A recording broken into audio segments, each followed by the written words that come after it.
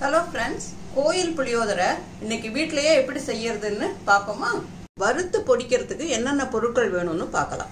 1 spoon நல்லெண்ணெய், 1 spoon வெந்தயம், ஒரு சிறிய துண்டு பெருங்காயம், மிளகாய், ஒரு சின்ன சாத்துக்குடி அளவு புளி எடுத்து ஊற வச்சு 4 கப் தண்ணியில அதை கரைச்சு புளி தண்ணி எடுத்து வச்சிருக்கேன். 1/2 டீஸ்பூன் மஞ்சள் தூள், தேவையான அளவு உப்பு. இப்போ தாளிப்பதற்கு தேவையான பொருட்கள் பார்க்கலாம். நல்லெண்ணெய், காய்ந்த மிளகாய், 1 கப் நிலக்கடலை.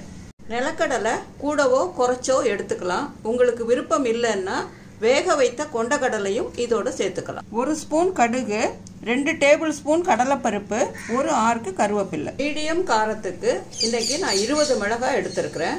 உங்களுக்கு காரம் தேவைப்பட்டா அதிகமாக போட்டுக்கோங்க, குறைச்சலா வேணும்னா மிளகாயை குறைச்சிக்கோங்க. நீங்கள் எவ்வளவு மிளகாய் எடுக்கிறீங்களோ அதை 2ஆ டிவைட் பண்ணிக்கோங்க. நான் இன்னைக்கு 10 மிளகாயை வறுத்து பொடிக்கிறதுக்கும் 10 மிளகாய் தாளிக்கிறதுக்கும் எடுத்திருக்கேன். வறுக்கிற மிளகாயை காம்பு மட்டும் எடுத்தா போதும். தாளிக்கிற மிளகாயை காம்பை எடுத்துட்டு 2 கட் பண்ணி வச்சுக்கோங்க. இப்போ 1 ஸ்பூன் நல்லெண்ணெய் அடுப்புல வச்சு காஞ்ச மிளகாய், வெந்தயம், பெருங்காயம் 3த்தையும் தனித்தனியா வறுத்து எடுத்துக்கலாம். வெந்தயத்தை இந்த மாதிரி பொன்னிறமா வறுத்துக்கோங்க. மிளகாயை கொஞ்சம் உப்புற மாதிரி நல்லா வறுத்துக்கோங்க. பெருங்காயத்தை பொரிச்ச மாதிரி நல்லா எடுத்துக்கோங்க. 3ம் ஆற வச்சு பொடி பண்ணி எடுத்துட்டு வந்துடுவோம். புளிக்காய்ச்சலுக்கு நல்லெண்ணெய் தான் நல்ல டேஸ்ட்டை கொடுக்கும். ப்ரிசர்வேட்டிவும் அதுதான். இந்த அளவுக்கு நம்ம 3/4 கப்பு நல்லெண்ணெய் எடுத்தா நல்லா இருக்கும். நீங்க உங்க விருப்பத்துக்கு கூடவோ குறைச்சோ எடுத்துக்கலாம். எண்ணெய் சூடானோன்னு கடுகை போட்டுக்கலாம். கடுகு வெடிச்சோன்னு கடலைப்பருப்பு போடுவோம். இப்போ நிலக்கடலையே ஏதாவது சேர்க்கலாம். நிலக்கடலை படபடன்னு பொரியிற சத்தம் கேட்குது பாருங்க. இந்த மாதிரி பொரியும் போது அடுத்தது மிளகாயை அதில் போடணும். காஞ்ச மிளகாய் கருகாத அளவுக்கு வறுத்து நல்லா சிகப்பாகவே இருக்கும்போது கருவேப்பிள்ளையை அதோட சேர்த்துடணும். கருவேப்பிள்ளை வறுபட்டு நல்ல வாசனை வரும்போது இந்த புளித்தண்ணியை அதில் ஊற்றிடணும். மஞ்சத்தூள் போடுவோம். தேவையான அளவு உப்பு சேர்ப்போம். புளித்தண்ணியை நல்லா ஃபுல்லில் வச்சு கொதிக்க வைங்க. கொஞ்ச நேரம் நல்லா கொதிக்கட்டும். திக்கானத்துக்கு அப்புறம் கொஞ்சம் சிம்மில் வைக்கலாம். வறுத்து வச்சதை இந்த மாதிரி கொரகொரப்பா பொடி பண்ணி வச்சுக்கோங்க. இப்ப பாருங்க, அந்த ஓரமெல்லாம் எண்ணெய் கசிஞ்சு வருது. இதுதான் நம்ம இறக்க வேண்டிய பக்குவம். நம்ம வறுத்து வச்சிருக்கிற பொடியை இதோட சேர்த்துடலாம். கருவேப்பிள்ளையை போட்டு ஒரு கிளறி அந்த பொடி போட்டோம்ல, அதை ஒரு கிளறி அப்படியே நிறுத்திடலாம். இந்த பதத்தில் இருக்கணும் நம்ம புளிக்காய்ச்சல். இப்போ இந்த புளிக்காய்ச்சல்ல சாதத்தோட கலந்தா அதுவே நல்லா தான் இருக்கும். இருந்தாலும் ஒரு சின்ன டிப் இருக்குது. இன்னும் சேர்க்க வேண்டிய சாமான்கள் அதை சேர்த்திங்கன்னா இன்னும் ரொம்ப அருமையாக இருக்கும். கோயில் புளியோதரை மாதிரி ஜம்முன்னு இருக்கும். 1 கப் பச்சரிசியை உதிரா வடித்து வச்சுக்கோங்க. சாதம் வடித்த அந்த சூட்டோடையே 1/4 டீஸ்பூன் மஞ்சத்தூளும் 1 டீஸ்பூன் நல்லெண்ணெயும் சேர்த்து கலந்து வச்சுருங்க. கோயிலில் கொடுக்குற மாதிரி நல்ல பிரைட்டாக அந்த புளியோதரை இருக்கிறதுக்கு இந்த மாதிரி செய்யணும். ஒரு முள் கரண்டியால் இப்படி கலந்து கொடுக்கலாம். ஒரு தாம்பாளத்தில் கொட்டி ஆற வைங்க. உதிரா இருக்கும் அந்த சாதம்.